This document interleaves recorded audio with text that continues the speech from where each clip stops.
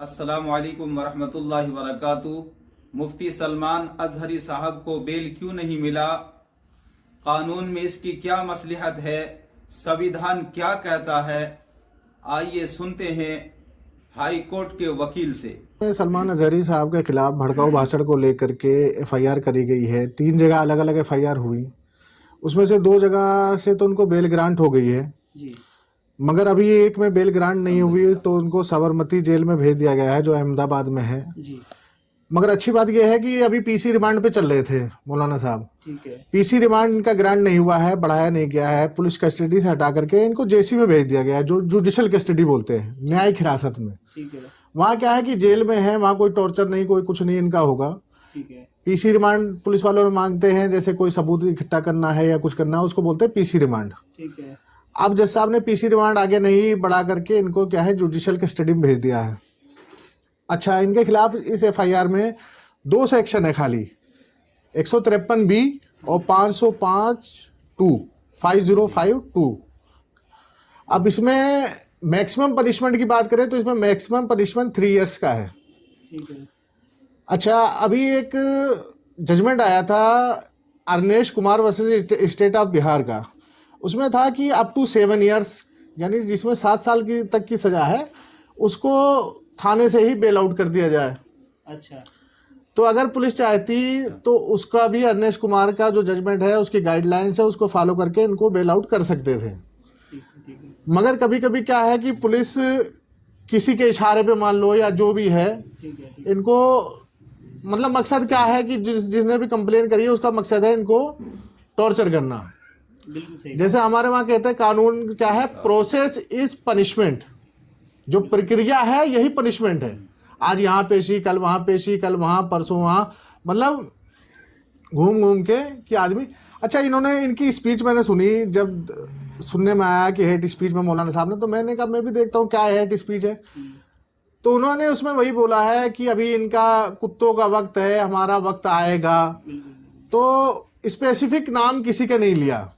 फिर इनका एक क्लेरिफिकेशन भी मैंने देखा था, कोई यूट्यूब पे डाला था कि भाई फिलिस्तीन का और इजराइल का जो युद्ध चल रहा है, तो उसके रिगार्डिंग इन्होंने बोला कि भाई अभी कुत्तों का वक्त है और हमारा हमारा दौर आएगा। तो इसमें किसी का नाम नहीं लिया। इसमें अभी देखो एक राहत इंदौरी साहब के खिलाफ भी पहले ये मैटर चला था कि इन्होंने भड़काऊ भाषण दिया है कि सरकार चोर है, सरकार चोर है। तो उनके पास जब इन्वेस्टिगेशन के लिए लोग गए तो उन्होंने कहा भाई मैंने ये थोड़ी बोला कहाँ की सरकार चोर है, तो कहीं की भी हो सकती है भाई, ब्रिटेन की, अमेरिका की, कहीं किसी कंट्री का नाम नहीं लिया। तो उसमें एक मजाकिया तौर पे बोला कि जो बताया गया कि पुलिस वालों ने कहा कि हमें नहीं पता कहाँ की सरकार चोर है, तो उनका मैटर दफा दफा हो गया।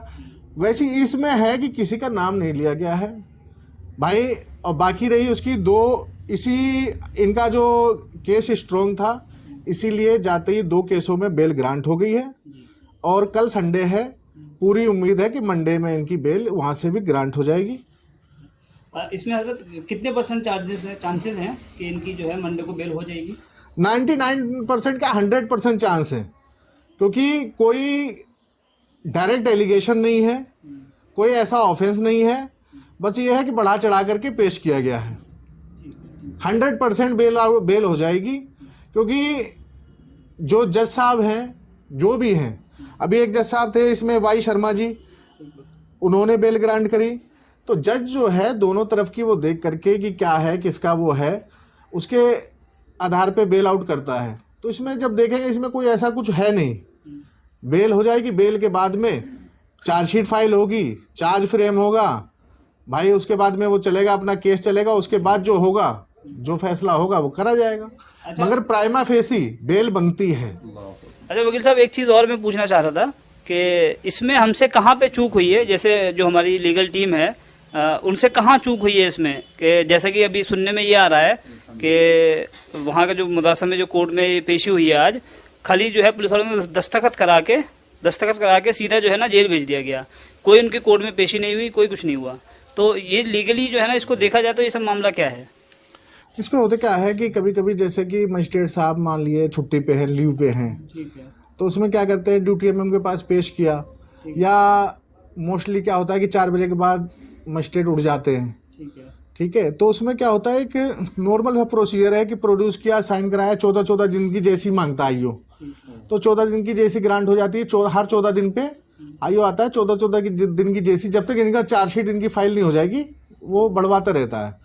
मगर जब बेल ग्रांट हो जाती है तो आईओ को फिर पावर है, आईओ जब चाहे चार्जशीट फाइल करे। इसमें मैक्सिमम टाइम 60 दिन का और 90 दिन का होता है ऑफेंस के अकॉर्डिंग। तो इसमें जो है जहां तक है कि मंडे में बेल ग्रांट हो जाएगी और बेल ग्रांट होने के बाद ये बेल आउट हो जाएंगे, बाहर आ जाएंगे, बाकी अपने जो है प्रक्रिया चलती रहेगी।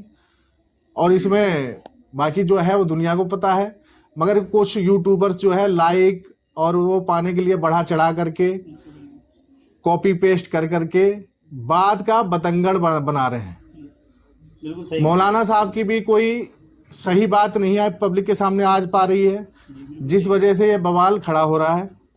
ठीक है ना, तो लोगों से यही रिक्वेस्ट है कि बात का बतंगड़ ना बनाएं, जो रियल चीज है वो बताएं। बाकी हम लोगों को पूरा विश्वास है इंडियन जुडिशियल सिस्टम पे, जजों पे।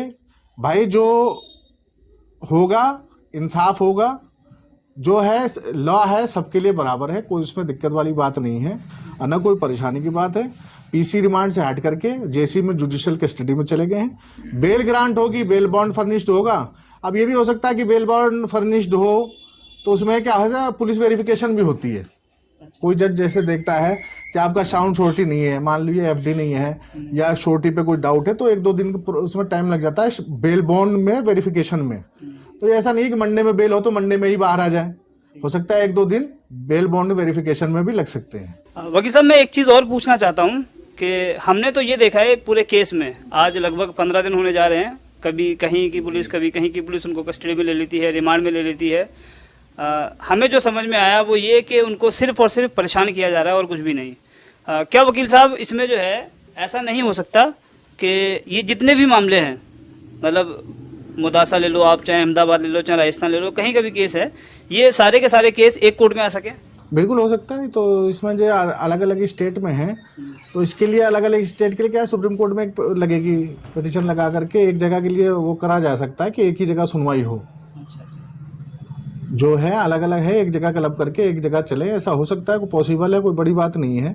मैं वकील साहब से गुजारिश करूंगा कि अपनी तरफ से कुछ जो हमारे मुसलमान भाई सोशल मीडिया पे जो चीजें वायरल कर रहे हैं, मतलब कुछ नहीं है उनको, बस खाली लाइक और फॉलो के लिए, कुछ व्यूज के लिए ये जो चीजें फैला रहे हैं, उनके लिए जो है ना मैं वकील साहब से पूछूं ये क्या कहना चाहेंगे, एक बार वकील साहब से पूछते हैं। और ये हिंदुस्तान में जो हमारे मुसलमान भाई हैं उनके लिए क्या सलाह देना चाहेंगे? मेरी यही सलाह है भाई कि मिलजुल के रहें। हर आदमी का ये कर्तव्य है कि एक दूसरे के धर्म का सम्मान करे। कोई ऐसा काम मत करो कि किसी की भी धार्मिक भावना आहत हो, चाहे हिंदू हो, चाहे मुस्लिम हो, चाहे क्रिश्चियन हो, चाहे सिख हो, चाहे जैन हो। सब एक दूसरे का धर्मों का आदर शुरू से करते आए हैं और करते रहेंगे। इसमें कुछ शरारती तत्व हैं जो एक दूसरे को भड़काने के लिए, पॉलिटिकल लाभ लेने के लिए, वोटर को एक तरफ एकजुट करने के लिए, ठीक है, कुछ दलाल टाइप के लोग हैं जो भड़काऊ भाषण देते हैं। अब इसमें होता क्या है, जो सत्ता पक्ष की तरफ से होता है वो साफ साफ बच जाता है।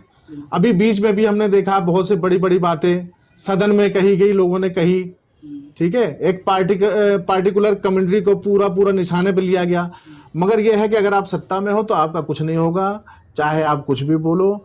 अगर आप विपक्ष में हो तो अगर आपने तू भी कर दिया तो तू का उठा करके उसको ऐसा बतंगड़ बनाया जाएगा, आपको जेल भी भेजा जाएगा, आपको पनिश भी किया जाएगा, आपके खिलाफ सारे सेक्शन बता दिए जाएंगे क्या क्या है नहीं है।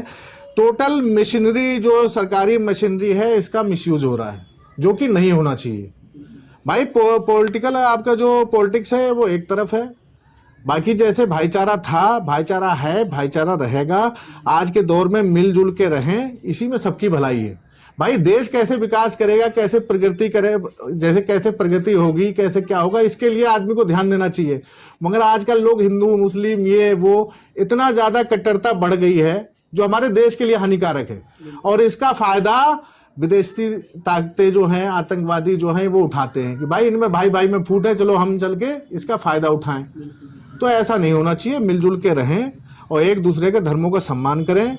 और चाहे मौलाना हो, चाहे पंडित जी हो, चाहे कोई महात्मा हो, भाई कोई ऐसी बात ना बोले जिससे किसी के धर्म को चोट पहुंचे, किसी की भावना आहत हो।